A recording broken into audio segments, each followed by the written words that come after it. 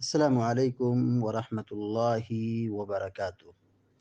الحمد لله رب العالمين والعاقبة للمتقين، والصلاة والسلام على أشرف الأنبياء والمرسلين، نبينا محمد وعلى آله وصحبه أجمعين، ومن تبعهم بإحسان إلى يوم الدين. أما بعد، فقال الله عز وجل: أعوذ بالله من الشيطان الرجيم، وما يعلم تأويله إلا الله والراسخون في العلم يقولون آمنا به كل من عند ربنا وما يذكر إلا أولو الألباب. سورہ آل عمران کی آیت نمبر 7 کا آخری حصہ ابھی آپ کے سامنے پڑھا گیا ہے۔ اللہ تبارک و تعالیٰ فرماتا ہے: وما يعلم تأویلہ الا اللہ، اللہ رب العالمین کے سوا اس کی تعویل اور اس کی تفسیر نہیں جانتا ہے۔ اللہ تعالیٰ جانتا ہے اور کوئی دوسرا نہیں جانتا ہے۔ والراسخون فی العلم، اور جو علم میں رسوخ رکھنے والے، مضبوطی رکھنے والے، گہرا علم رکھنے والے، یقولون آمنا بھی، وہ یہ کہتے ہیں کہ ہم اس پر ایمان لائے۔ کل من عند ربنا، یہ سب ہمارے رب کی طرف سے ہے۔ محکم متشابہ سب ہمارے رب کی طرف سے نازل شدہ ہے۔ وما یذکر الا اولو الالباب، اور اس سے وہی نصیحت حاصل کرتا ہے جو عقل مند ہو، جو عقل والا ہو۔ اس آیت میں اللہ رب العالمین نے محکم اور متشابہ کے متعلق بیان فرمایا ہے کہ قرآن محکم ہے، قرآن کی آیات بالکل واضح اور کلیئر ہیں، اس کے مسائل، اخبار، عقائد سب انسان اچھی طریقے سے سمجھ سکتا ہے۔ البتہ قرآن کی بعض آیتیں ایسی ہیں جن کا تعلق متشابہات میں سے ہے کہ اس کا سمجھنا عام انسان کے لیے ممکن نہیں ہے، کیونکہ اللہ تعالیٰ نے اس کو اپنے لیے خاص رکھا ہے، جس کو عقل کی بنیاد پر نہیں سمجھا جا سکتا ہے۔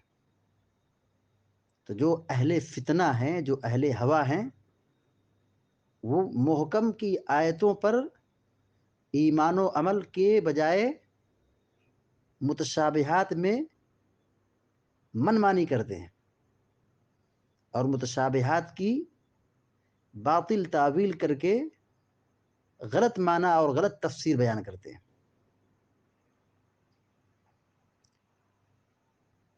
وما يعلم تأویلہ الا اللہ، جبکہ حقیقت حال یہ ہے کہ اس کی تفسیر کو، اس کی مراد کو اللہ کے علاوہ کوئی نہیں جانتا ہے، اللہ کے علاوہ کوئی نہیں جانتا ہے۔ والراسخون فی العلم یقولون، اور جو علم میں مضبوطی رکھنے والے ہیں، رسوخ رکھنے والے ہیں، جن کو گہرا علم ہے، شریعت کی گہری معرفت ہے، وہ یہ کہتے ہیں کہ آمنا بھی، ہم اس پر ایمان لائے۔ اس آیت کی تفسیر میں ڈاکٹر لقمان سلفی رحمہ اللہ لکھتے ہیں کہ اکثر مفسرین کی رائے یہ ہے کہ والراسخون فی العلم کا ماقبل سے کوئی تعلق نہیں ہے۔ وما يعلم تأویلہ الا اللہ، یہ ایک الگ بات ہے۔ والراسخون فی العلم، یہاں سے ایک نئی بات ہے۔ ماقبل سے اس کا کوئی تعلق، یعنی پہلے کلمے سے اس کا کوئی تعلق نہیں ہے۔ البتہ امام مجاہد رحمہ اللہ یہ کہتے ہیں کہ اس کے ماقبل سے تعلق ہے،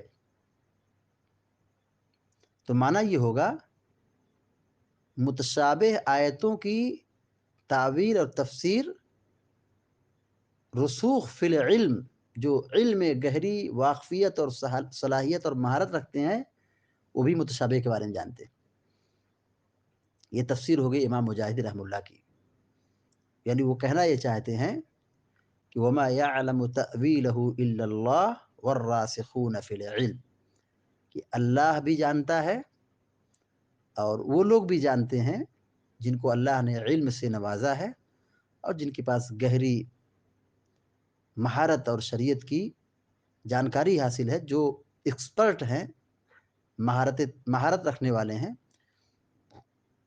وہ بھی متشابہات کے بارے میں جانتے ہیں۔ البتہ مفسرین کا اس میں اختلاف ہے، جیسا کہ بتایا کہ اکثر مفسرین نے یہ کہا ہے کہ ماقبل سے اس کا کوئی تعلق نہیں ہے، یعنی وما يعلم تأویلہ الا اللہ، یہاں پہ بات کیا ہوگی؟ فائنل ہو گئی، یہاں پہ وقف ہے، یہاں پہ ٹھہرنا ہے کہ اللہ تعالی متشابہ کی تفسیر بہتر جانتا ہے، اس کے علاوہ کوئی نہیں جانتا ہے۔ اور آگے یہاں جو آیت آ رہی ہے والراسخون فی العلم، یہ ایک مستقل نئی بات ہے، نیا موضوع ہے، نیا مسئلہ ہے، نئی بات ہے۔ والراسخون فی العلم یقولون آمنا بہ، جو علم میں رسوخ رکھنے والے ہیں، پائیداری رکھنے والے ہیں، وہ اقرار کرتے ہیں، وہ یہ کہتے ہیں کہ ہم ایمان لائے۔ کس بات پر ایمان لائے؟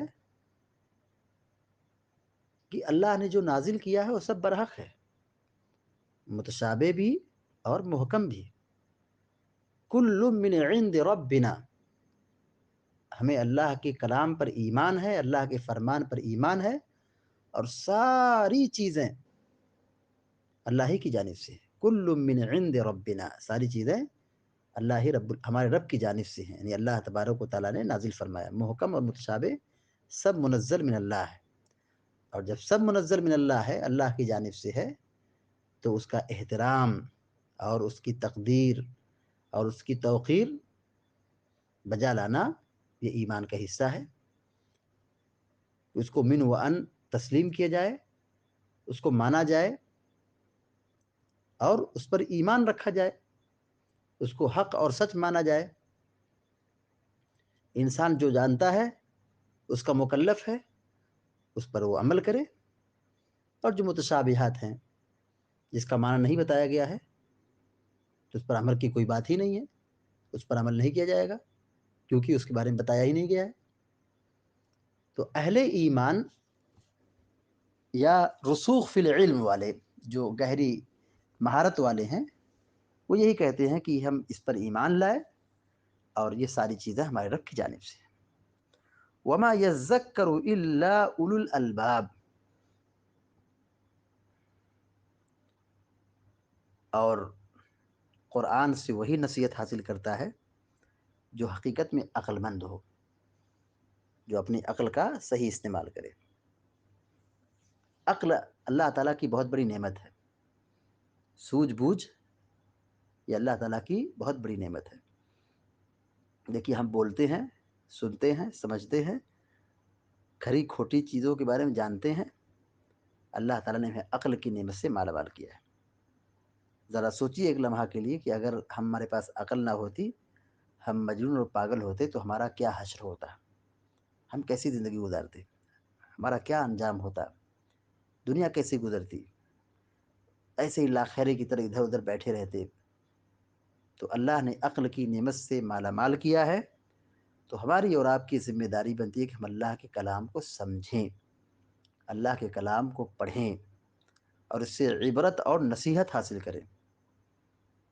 قرآن یہ ہدایت کی کتاب ہے، جو اس سے جتنا زیادہ فائدہ اٹھائے وہ اتنا ہی عقل مند ہے، اور جو اس قرآن سے دوری اختیار کرے اور قرآن کو نہ پڑھے نہ سمجھے، یہ سب سے بڑی جہالت اور سب سے بڑی گمراہی کی بات ہے۔ تو قرآن کو سمجھنا یہ عقل مندی کی بات ہے کہ ہم نے اللہ کی مراد کو سمجھا ہے، اللہ کے کلام کو پڑھا ہے، اللہ کے کلام کو ہم نے جانا ہے کہ اس کا معنی کیا ہے، اس کا مفہوم کیا ہے۔ تو قرآن سے وہی نصیحت حاصل کرتا ہے جو حقیقت میں عقل مند ہے۔ اس کا الٹا یہ نکلتا ہے کہ جو قرآن کو نہ پڑھے، قرآن کو نہ سمجھے، قرآن سے نصیحت نہ حاصل کرے، ہدایت نہ حاصل کرے، یقیناً وہ بہت بڑا بیوقوف اور احمق ہے، جہالت ہے انسان کی۔ تو اللہ رب العالمین نے محکم اور متشابہ دو طرح کی آیات نازل فرمائی ہیں۔ محکم آیتیں بہت زیادہ ہیں، متشابہ بہت معمولی ہیں۔ لیکن متشابہ جس کا معنی نہیں معلوم ہے، لیکن قرآن میں کوئی اختلاف اور تضاد نہیں ہے، متشابہ ہے لیکن اختلاف نہیں ہے۔ اور اللہ رب العالمین نے ہمارے حق میں جو مفید تھی ان ساری چیزوں کی وضاحت قرآن میں کر دی ہے۔ رسول اللہ صلی اللہ علیہ وسلم نے ہمیں اس کی تفسیر اور تشریح اور توضیح بیان کر دی ہے سنت کی شکل میں۔ اب ہماری ذمہ داری بنتی ہے کہ ہم قرآن و حدیث کو پڑھ کر کے اس سے عبرت اور نصیحت حاصل کریں۔ اللہ تعالیٰ سے دعا ہے کہ اللہ تعالیٰ ہم سب کو آپ سب کو نیک عمل کی توفیق عطا فرمائے اور قرآن کو ہمارے لیے اور ہمارے سینوں کے لیے نور بنائے اور ہدایت و سعادت کا ذریعہ بنائے۔ آمین یا رب العالمین۔ وصلی اللہ علی نبینا محمد وعلی آلہ وصحبہ اجمعین۔ السلام علیکم۔